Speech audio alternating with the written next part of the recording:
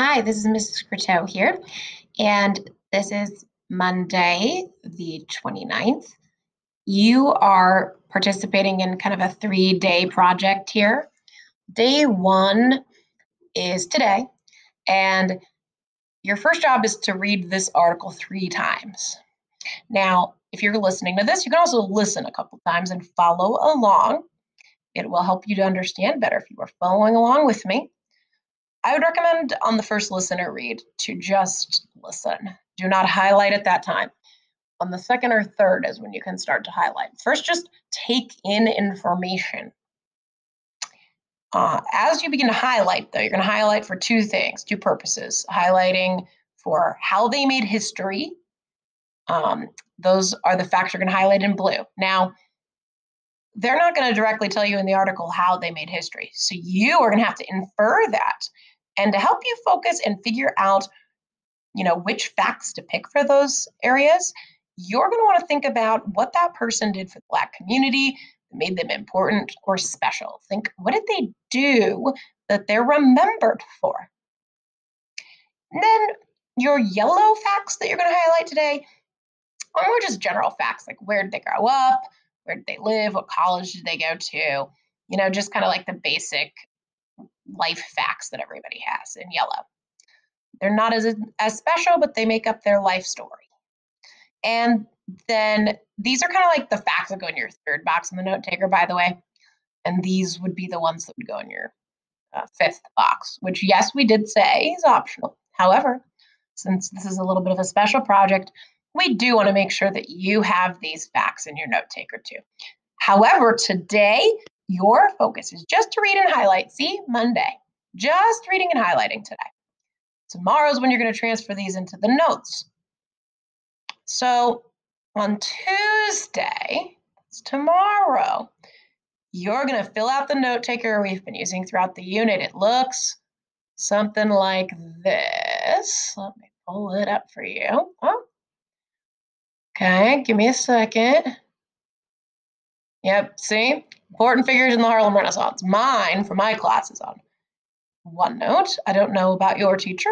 Mine isn't all the way filled out because, I'm the teacher here, mostly just tracking the names we're writing about. But you're going to be transferring your author information. That's Langston Hughes, who you're reading about. So you're going to want to make sure you have your Langston Hughes job. What did he do for work? How did he make history? Those are the facts you should have highlighted in blue. A famous quote, which we got during class time, and then any other facts about that person. Those are those yellow facts. Those go in this final box. You want to have multiple facts for this box, box 5, and this box, as much as you can, because that's how you're going to be able to present to your group on Wednesday. Now, remember, you might be listening to this direction page on the same day, but you're not doing the note taker part until Tuesday. So if you're listening to this and it's Monday, you're going to want to wait until Tuesday to do the note taker part.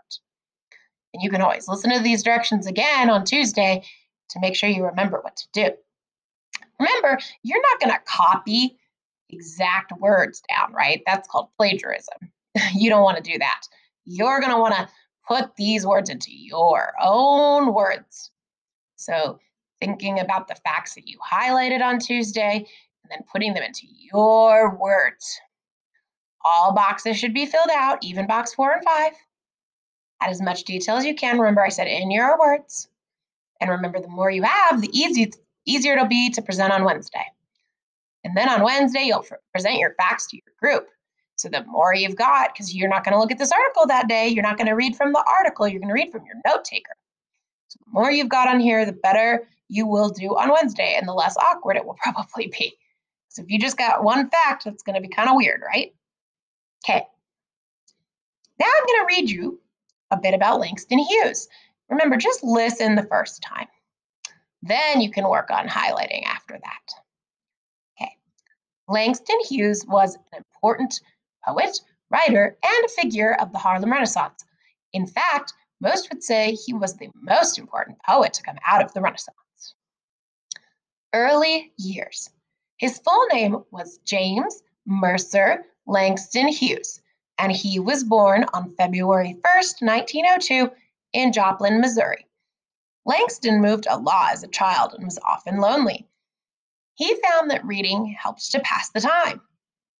His grandmother, who was his main caregiver until he was 12, was also a great storyteller, which inspired his writing and his understanding of the importance of education. When he was a teenager, he moved in with his mother in Illinois. He wrote some of his first poems during that time while in high school. After high school, he moved to live with his birth father in Mexico. While in Mexico, he worked as a teacher. Road to success. After a year in Mexico, he moved back to the United States and wrote a famous poem called The Negro Speaks of Rivers, which appeared in the June 1921 issue of Du Bois' famous magazine, The Crisis. Oops, I just realized I added a word there, my bad. Bois magazine, The Crisis. Hughes didn't gain immediate fame, though. He attended Columbia University, and afterwards, he traveled and worked on transatlantic ships. That's like the ships that go, across the seas, from the Pacific to the Atlantic, from Europe to States, Asia, all over the place. I believe the ones he worked on, though, were going from the States to Africa, if I remember correctly. Okay, anyway, side note. While living in Paris, Hughes was visited by Alan Locke, our good friend Alan Locke, who had read the young poet's work in The Crisis and believed in his talent. He ended up returning to the United States shortly after this visit. While staying in a hotel in Washington, D.C., he learned a famous white poet named Vachel Lindsay was staying there. Langston decided to slip some of his work to the poet while he ate dinner. Vachel Lindsay was impressed and helped to get Langston's career off the ground. Hughes was promoted and helped by Vachel Lindsay, mentored by Alan Locke, and had multiple patrons, who's a person who helps support an artist with money or gifts, supporting his work. So he had a lot of support in those early years, which is nice. The goal of Langston's writing. Langston's poems were mostly about ordinary Black people and/or lives of the lower class or Blacks. He knew that not everyone agreed with this approach, and he struggled with that, but he continued to write what he believed in. He worked alongside writers like Zora Neale Hurston, Wallace Thurman. I hope you recognize those names. Those are the names of the other authors, the other students learning about. County Cullen, and others to write about Black. Langston lived with Wallace Thurman briefly and helped to get Fire magazines. Langston believed in writing about Black pride and wanted writers to express themselves without fear or shame, which is part of why he wanted to be involved with that magazine. Langston was part of a group of writers who believed that all sides of Black life, good or bad, rich or poor, should be written about. He won Opportunity Magazine's, that's Charles Johnson's magazine, by the way, literary contest in 1996, and continued to have much success after that. Soon, more of his poetry was published, including his first book, The Weary Blues, which is still celebrated today. Conclusion. Langston was one of the first African American writers who was able to support himself solely on his writing, though this didn't happen until middle age. So that just means most African American writers at that time had to work multiple jobs, and the writing was kind of on the side. But as he got older, he was able to support himself completely on writing, which is pretty unusual at that time. He went on to have a long career in which he wrote poems, stories, screenplays, that's scripts for movies, children's books, articles, and songs. He also helped to encourage other young Black writers to speak their truth and not be afraid of being judged. Whoa, what an interesting man. So you'll want to listen to me read that probably a couple times, and then you can highlight how he made history facts in blue. So think like, what did he do that was really cool, really special, right? Especially focusing on the Black community. And then just like some random facts you like for the other areas, okay? All right, good luck.